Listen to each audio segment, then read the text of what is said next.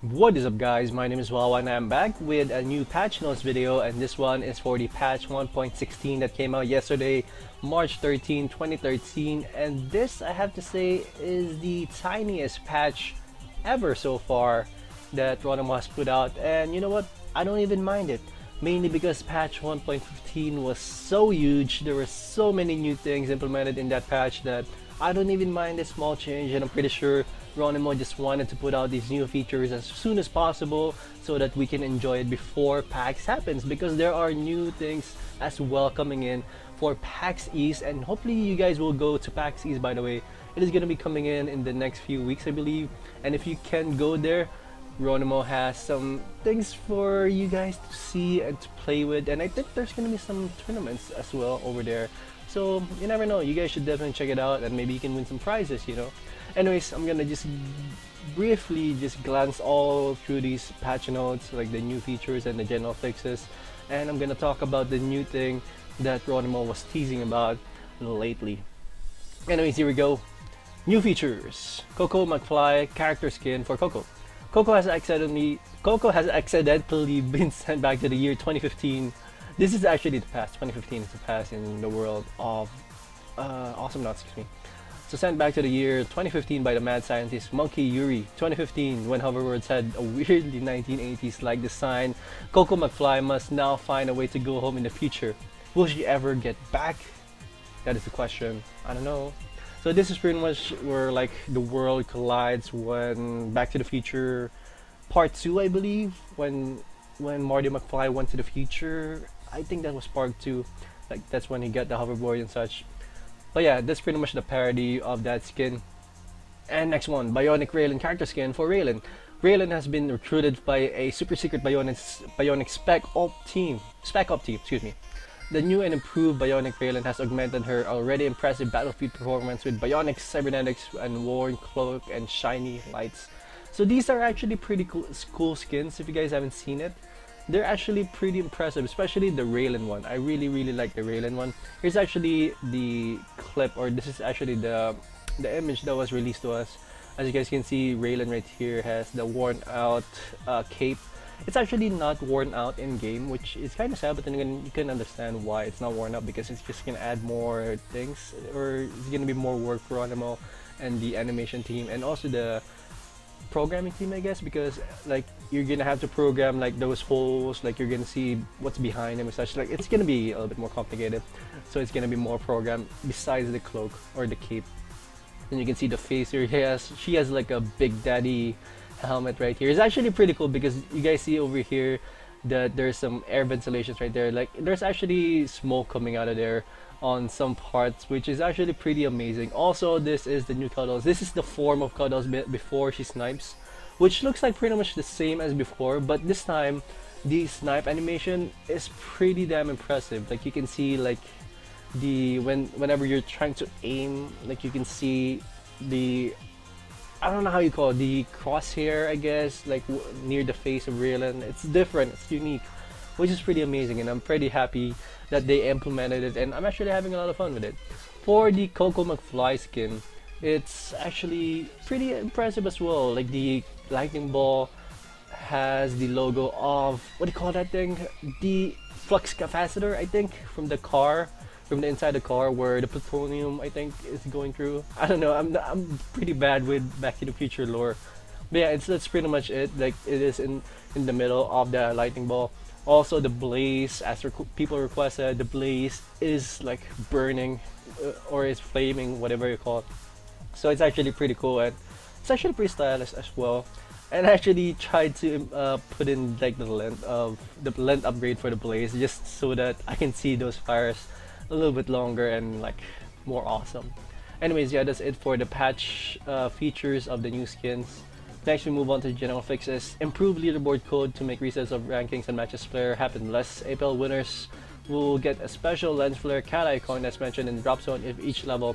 So APL winners basically are team, I forgot her name, Nerf Please.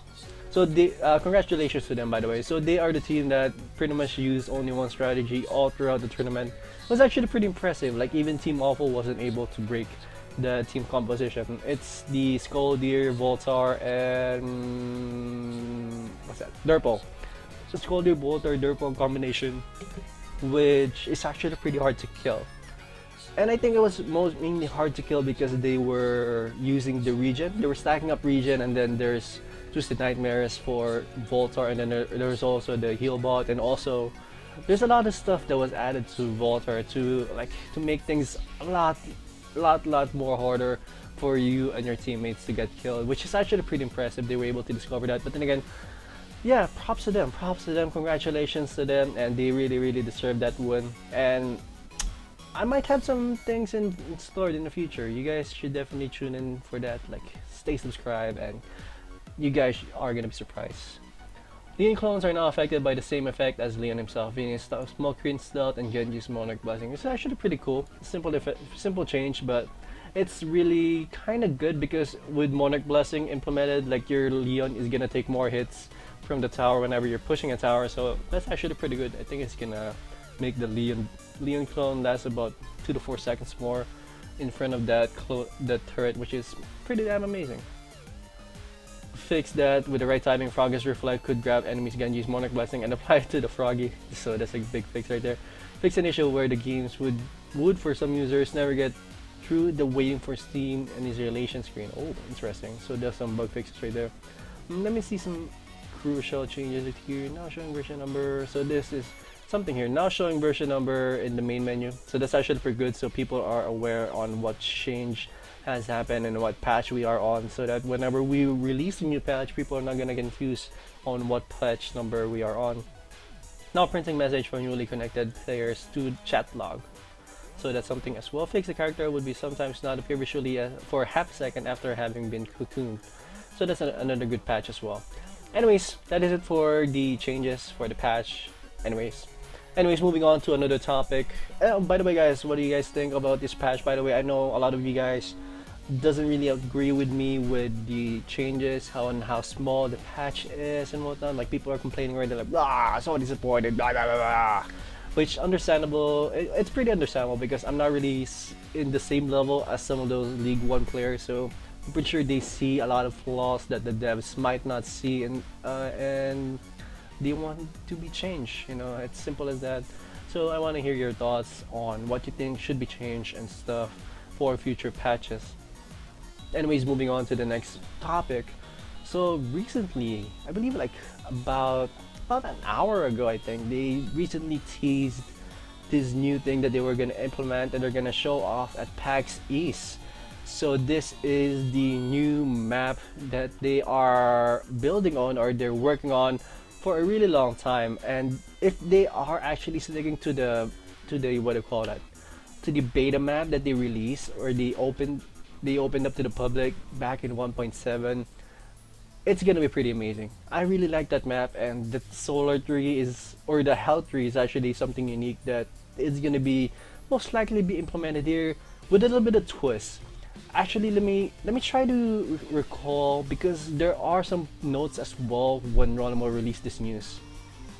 For example, they released that there will be a invisibility orb available on the map, because this is pretty much the home world of Leon, where invisibility is pretty much being used by everyone in his clan and such. So whenever you get this orb, you're gonna have temporary invisibility, which is pretty good. Which I'm assuming that this is gonna be the new solar tree, or the new health tree. Instead of getting 10 health per fruit, you're gonna get the invisibility fruit for, like, I'm guessing like 2 seconds, 4 seconds or so, or I guess it depends on how many fruits you get, like it can stack or whatnot. So yeah, that's actually pretty cool. I'm actually gonna try to show you guys the map. You guys should be seeing the map right now. Like, you can see that there are two, or just vision it out. Like, imagine there used to be 2 solar balls at the top middle portion of the map, and the solar tree is in the middle, or the health tree. I keep calling it solar tree. Sorry, the health tree is in the middle.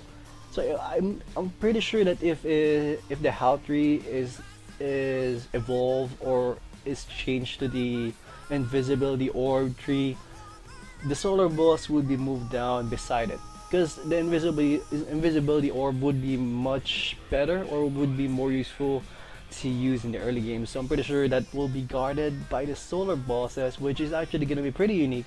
Or maybe they're gonna move the tree itself up the high ground and leave it up there so that it's not gonna be it's not gonna be annoying in the middle. I don't know. It's pretty up in the air right now. I'm just guesstimating right now on what the map is, what it looks like and such. It might not even look like this at all. It might be completely different. But we know that it is gonna be like a jungle team. I'm assuming it's gonna be a jungle team. It's not gonna be one of those urban team that I was hoping for, because I was hoping for like something like in a city and something like that, which is gonna be out of.